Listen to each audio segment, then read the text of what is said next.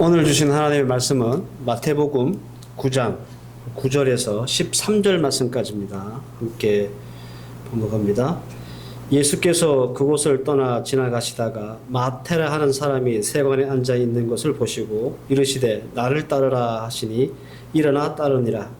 예수께서 마태의 집에 앉아 음식을 잡수실 때에 많은 세리와 죄인들이 와서 예수와 그의 제자들과 함께 앉았더니 바리새인들이 보고 그 제자들에게 이르되 어찌하여 너희 선생은 세리와 죄인들과 함께 잡수시느냐. 예수께서 들으시고 이르시되 건강한 자에게는 의사가 쓸데없고 병든 자에게라 쓸데있느니라.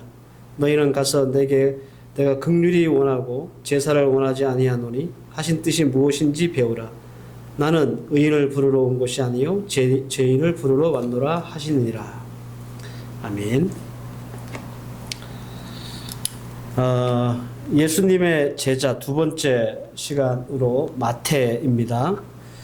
마태복음의 저자이기 때문에 마태라고 하는 이름은 우리에게 아주 익숙하고 또 많이 들어본 이름입니다. 그런데 딱 거기까지입니다. 마태에 대해서 우리가 더 이상 더 상세한 정보를 갖고 있지 않다, 그런 말입니다. 예수님의 제자 마태는 직업이 오늘 읽었던 본문의 말씀처럼 세리였습니다. 세리. 참 특이하죠. 왜냐하면 대부분의 예수님의 제자들의 직업이 어부였잖아요. 그래서 세리라고 하는 직업을 가진 사람을 제자로 택했다? 이거 굉장히 특이하고 낯설은 그런 모습입니다. 원래 마태의 본명은 레위입니다. 그런데 마태로 불렀어요. 그 이유가 뭐냐? 아마도 추측하건대 직업이 세리잖아요. 그래서 아마 로마 사람들, 헬라 사람들을 만날 일들이 많을 거고, 그래서 이름을 그 사람들이 부르기 좋은 마태로 그렇게 짓지 않았는가 생각합니다. 필리핀에 계신 분들은 한국 이름 말고 또 외국 이름 하나씩 갖고 계시잖아요. 편의상 그런 이유와 비슷해 보입니다. 마태의 직업이 왜 특수하고 특이한가? 당시 세리라고 하는 직업은 사람들에게 혐오가 되는 그런 직업이었기 때문에 그렇습니다. 유대 사회의 세리가 얼마나 혐오스러운 존재였는지 이들에게는 그 사회 안에서 세 가지의 제약이 있었거든요. 하나씩 말씀을 드려보면, 첫 번째로 이 세리들은 재판 법정에 증언을 할 수 없었습니다. 두 번째는 이 세리들은 이스라엘 백성들의 공동체였던 회당에 출입할 수가 없었습니다. 그리고 세 번째는 이 세리들은 예배에 참석하거나 헌금을 하지 못했습니다. 유대인이라 할지라도. 왜 이런 제약이 있었을까? 세리는 거짓말을 일삼는 사람들이기 때문에 법정 증인으로서의 자격이 박탈됐고요. 그리고 세리는 민족의 어떤 고열을 빨아먹는 사람이었기 때문에 유대 공동체, 이 회당이라고 하는 유대 공동체에 들어올 수 없었고, 그리고 그들이 버는 돈은 대부분 불이나 불법에 의해서 버는 더러운 돈이었기 때문에 그 돈을 가지고 하나님 앞에 헌금을 한다? 이것은 신성모독이었던 거예요. 그래서 이 세 가지가 제약됐습니다. 예수님의 제자들 대부분의 직업은 어부였다고 말씀드렸습니다. 어부가 뭐 훌륭한 직업이냐 아니냐 뭐 이런 문제를 차지하더라도 일단 어부는 지탄을 받는 직업은 아니잖아요. 세상 사람들한테.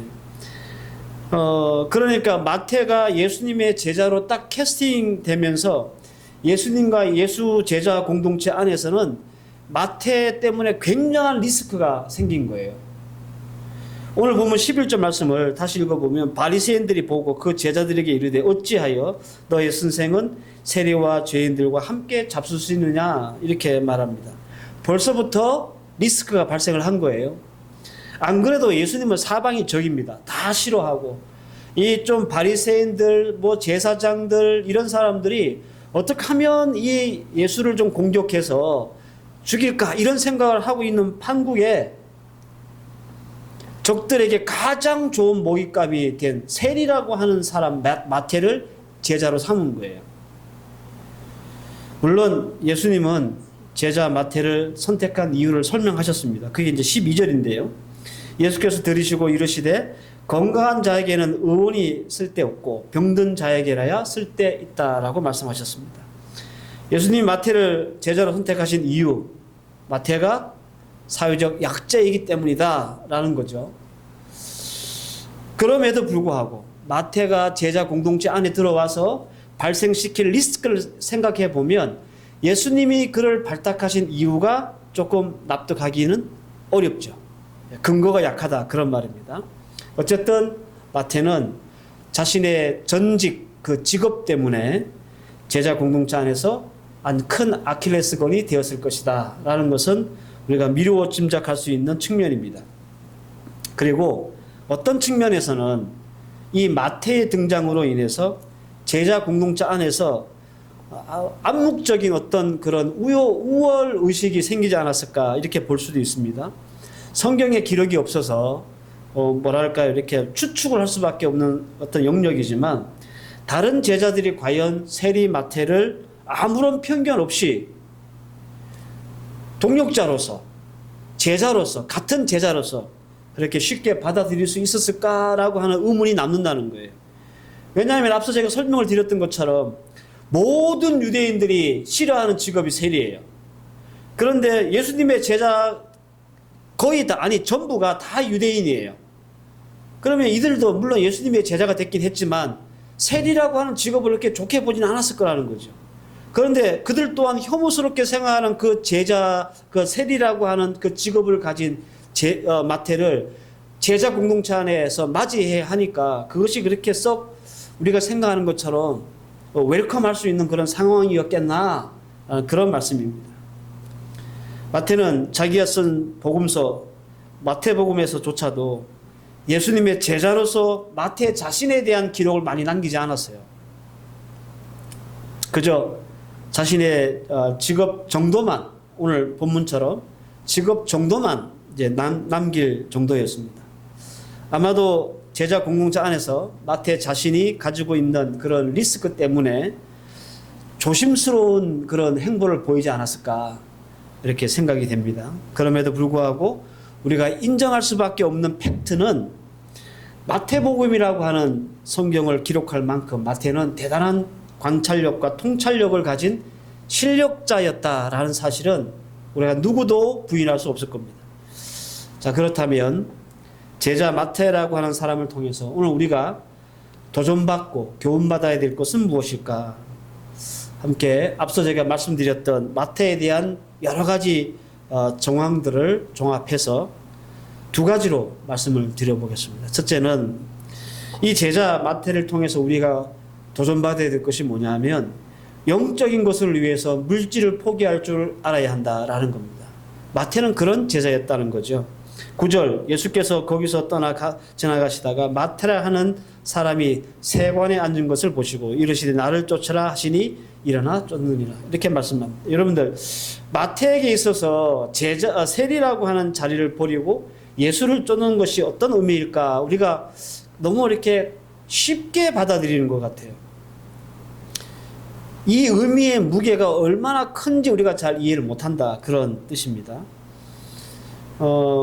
당시 세리를 채용하는 방법을 여러분들이 안다면 이 세리 마태가 자신이 그 쌓아놓은 모든 것들을 버리고 예수를 쫓았다 따랐다 이것이 얼마나 어려운지를 우리가 짐작할 수 있는데요. 로마는 각 식민지에 세금을 거두는 세금 징수원들을 뒀습니다. 그런데 세 가지 원칙이 있어요. 하나는 세리는 현지에서 채용한다는 거예요. 두 번째는 임명직이 아니라 지원해서 만드는 지원직이에요. 셋째는 이 세리에게는 조세 단독권이 부여됐습니다. 그러니까 조세를 얼마나 걷어들일지 그 돈의 양을 정할 수 있는 권한이 이 세리에게 있었다라는 겁니다. 그러니까 여러분들 만약에 로마 정부에서 이렇게 네가 세리해 이렇게 나는 하기 싫지만 강제로 임명된 사람이라면 이해할 수 있잖아요. 나는 하기 싫은데 임명이 됐으니까. 그런데 세리는 내가 하겠습니다라고 손을 든 사람이라는 거예요. 그리고 나라 정부에서 만약에 올해는 10만 원 세를 걷어라고 하는 지침이 내려옵니다. 그렇지만 세리에게는 10만 원이 아니라 15만 원을 더 거둘 수 있는 그런 권한이 부여졌다는 거예요. 그럼 나머지 5만 원은 어떻게 해요? 뭐 자기 거 하는 거예요. 삥땅을 치는 거죠. 그런 권한이 주어졌다라는 거예요. 그래서 세리들이 욕을 먹는 거예요. 그러니까 더 많이 걷어가지고 자기 주머니로 들어가니까. 그래서 여러분, 당연히 이런 사람들은 가족이나 사회나 또 민족이나 또 종교로부터 스스로 고립을 각오하지 않으면 절대로 택할 수 없는 직업이라는 거예요. 한마디로 돈에 미친 사람, 돈에 미치지 않고는 도저히 택할 수 없는 직업이 바로 세리입니다. 그러니까 여러분들, 형제보다 부모보다 나라보다 민족보다 돈이 더 귀한 사람이 세리입니다. 돈이라면 자신의 영혼도 팔 수 있는 사람들이 세리였습니다. 그래서 유대사회에서 세리를 죄인과 같은 동류로 취급을 한 거예요. 그런데 이런 과정을 통해서 세리가 된 마태가 예수님이 너 나를 따라와라 라고 했을 때 그 모든 것들을 다 포기하고 버리면서 예수를 따라가기가 그게 쉬웠겠느냐라는 거예요.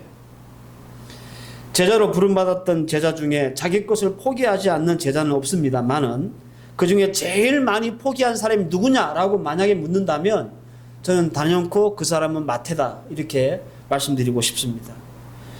마태는 별로 유명한 제자는 아니었지만 그럼에도 불구하고 제자 마태가 우리에게 도전을 주는 이유는 적어도 마태는 예수를 위해서 자기가 목숨처럼 여겼던 돈을 내려놓고 포기할 줄 아는 사람이었기 때문에 그렇습니다. 이게 어떻게 얻은 돈입니까? 오만 욕을 다 들어먹으면서 벌어들인 돈이에요. 오만 치탄을 다 당하면서 어쩌면 가족들에게까지도 버림을 받으면서 욕을 들어먹으면서 벌었던 돈인데 그 돈을 포기하고 예수를 쫓았다? 여러분들 그 무게를 우리가 그냥 가볍게 받아서는 안 된다라는 겁니다. 마태라는 이름이 크게 뭐 비중이 없어서 그가 주를 위해 포기한 것이 얼마나 컸고 대단한지 우리가 잘 조명이 되지 않을 뿐이지 입장 바꿔 생각해 보면 이 사람이 정말 하나님과 예수 그리스도를 위해서 많은 것을 포기했다라는 사실을 알 수 있을 겁니다. 뭐 간단한 예로 여러분들 사업하고 계신데 야, 다 포기하고 목사 되라. 그럼 여러분들 하실 분도 계세요? 안 되잖아요. 그만큼의 큰 무게를 가지고 있다라는 겁니다. 사랑하는 성도 여러분, 저는 마태를 보면서 육적인 포기가 많을수록 영적인 부자가 된다는 아주 상식적인 교훈을 다시 생각하게 됩니다. 우리가 왜 영적으로 이렇게 드라이하고 풍성하지 못할까? 그 다름은 아닙니다. 우리가 포기하는 것이 없기 때문에 그래요. 예배를 위해 포기하지 않으니까 우리 이 예배가 은혜스럽지 않는 거고 우리의 믿음의 성장을 위해서 포기하는 게 없으니까 우리가 늘 제자리 걸음하는 믿음으로 그냥 쳇바퀴를 돌고 있는 거예요. 그래서 여러분, 제자 마태를 보고 도대체 나는 주를 위해서 주의 일들을 위해서 무엇을 포기하며 살았는지 우리를 다시 한번 들여다보고 돌아볼 수 있는 오늘 시간이 됐으면 좋겠습니다. 두 번째로 제자 마태는 외로움을 긍정으로 바꿔낸 사람입니다. 누구나 자신이 다른 사람들에게 민폐가 되고 있다라는 사실을 느낄 때 대부분 어떻게 하죠? 눈치가 보이죠. 소심해집니다. 그리고 스스로를 이렇게 가둬요. 나 때문에 저 사람이 피해를 입고 나 때문에 저 사람이 욕을 들어먹고 나 때문에 왠지 모르게 민폐를 끼치고 있다는 생각이 들면 누구나 다 그렇게 소심해집니다. 마태가 바보가 아닌 이상 그런 눈치가 없었겠습니까? 자기 때문에 예수와 또 그 제자 공동체가 유대 사람들에게 공격을 당하고 그리고 뭐 모르긴 몰라도 제자들도 직간접적으로 마태 때문에 이리저리 욕도 들어먹고 싫은 소리도 들었을 거 아니에요. 그렇기 때문에 아마도 마태가 제자 공동체 안에서 차지할 수 있는 그 위치는 마치 물 위에 기름 한 방울 떠 있는 것처럼 그렇게 그런 상황으로 제자들 사이에 있지 않았을까 생각이 됩니다. 제자들 무리 중에 늘 맨 뒤쪽에 서 있었을 것 같고, 그래서 무척이나 고독하고 외로웠을 것 같습니다. 군중 속의 고독이라는 말 알잖아요. 분명히 여러 명과 함께 있는데 왠지 혼자인 듯한 느낌. 근데 말입니다. 우리가 주목해야 될 부분은 제자들 무리 속에 아예 존재감조차도 없었던 이 마태가 마태복음이라고 하는 성경을 기록했다라는 겁니다. 신기하죠? 예수님의 제자 중에 성경을 기록한 제자가 3명이 있어요. 첫 번째, 요한. 요한은 비교적 많은 성경을 썼습니다. 요한복음 썼죠. 요한 1, 2, 3서 썼죠. 요한 계시록 썼죠. 그리고 또 한 명이 있어요. 베드로. 베드로 전후서. 사실은 직접 쓴 것은 아닙니다. 누가가 대신 써줬어요. 하여튼간 본 저자는 베드로가 맞습니다. 그리고 마지막 한 사람이 이렇게 존재감 없었던 마태입니다. 마태복음. 복음서 중에 마태, 마가, 누가, 요한복음 중에 제일 긴 성경이 마태복음이고요. 그리고 가장 체계적인 성경도 마태복음입니다. 마태가 어떻게 이 복음서 중에서 제일 탁월한 기록을 남길 수 있었을까? 제 생각에는 그가 가졌던 전직 직업 때문일 것이다. 그렇게 감히 말씀드릴 수 있습니다. 마태는 외로운 사람, 존재감 없는 사람, 소극적인 사람이었지만 그가 가진 실력을 사명을 위해 썼던 사람이다 라는 거죠. 과거 로마가 부과했던 세금을 거둬들였던 세리라고 하는 직업의 특성상 주도 면밀해야 되잖아요. 그죠? 세금을 걸리고 돈을 걷는 사람이 그냥 듬성듬성하고 뭐 그래 얼렁뚱땅하고 그래서는 안 되잖아요. 꼼꼼하고 정확하고 빈틈이 없는 그런 동계산을 해야 되잖아요. 그런 그 직업의 특성이 고스란히 이 성경을 기록하는 일에 사용되었다라는 겁니다. 예수님의 행적을 기록하고 그리고 남기는 그 일을 어떻게 이렇게 잘할 수 있었는가. 다름 아닌 그의 직업 때문이었다는 거죠. 제자의 무리의 맨 뒤쪽에 서서 누구도 알아주지 않고 챙겨주지 않았지만 꼼꼼하게 예수가 행하신 일들을 기록하고 기억해서 기록에 남겼습니다. 그것이 마태복음이 된 거예요. 실력과 사명이 손을 잡으면 여러분들 이렇게 놀라운 일이 벌어집니다. 당시 제자들 사이에 제일 끝이었을지도 모릅니다. 그러나 자신의 실력을 사명과 손을 잡으니 이렇게 유명한 제자가 된 것입니다. 여러분들 신약 성경의 제일 첫 번째 성경이 뭐예요? 마태복음입니다. 제자들 사이에는 제일 끝에 있었을지도 몰라요. 하지만 성경에는 제일 첫 번째로 나오잖아요. 이런 면에서 제자 마태는 멋진 사람이다 이렇게 평하고 싶습니다. 외롭고 그리고 또 힘들었지만 묵묵히 그 외로움을 이겨내고 긍정의 힘으로, 그러니까 성경을 기록하는 그 긍정의 힘으로 사명자로 다시 거듭난 사람이 바로 마태다, 그런 말씀입니다. 저는 우리 필리핀 한인교회와 헤브론교회 성도 여러분들이 마태와 같기를 바랍니다. 신앙생활 하면서 또 때로는 힘들고 어려울 때가 있죠. 우리 또한 마태와 같이 많은 리스크를 가지고 살 때가 있죠. 하지만 그것을 우리가 좀 긍정의 힘으로 바꿀 수 있는 사람이 되었으면 좋겠습니다. 나는 없으니까, 나는 부족하니까, 나는 모자라니까. 그래서 그것 때문에 불만하고 원망하고 뭐 그렇게 세월을 보내는 사람이 아니라 이런 리스크가 있지만 이 리스크를 긍정의 힘으로 바꿔낼 수 있는, 하나님의 일로 승화시켜 나갈 수 있는 그런 하나님의 사람이 된다면 우리 또한 하나님 나라와 교회를 위해 귀하고 아름답게 쓰임받는 주의 사람들 될 수 있을 거라 믿습니다. 오늘 주신 말씀 잘 기억하고 제가 오늘 2가지 말씀을 드렸습니다. 포기할 줄 아는 마태, 그냥 아무거나 포기한 게 아니었어요. 사실은 그의 인생을 포기한 겁니다.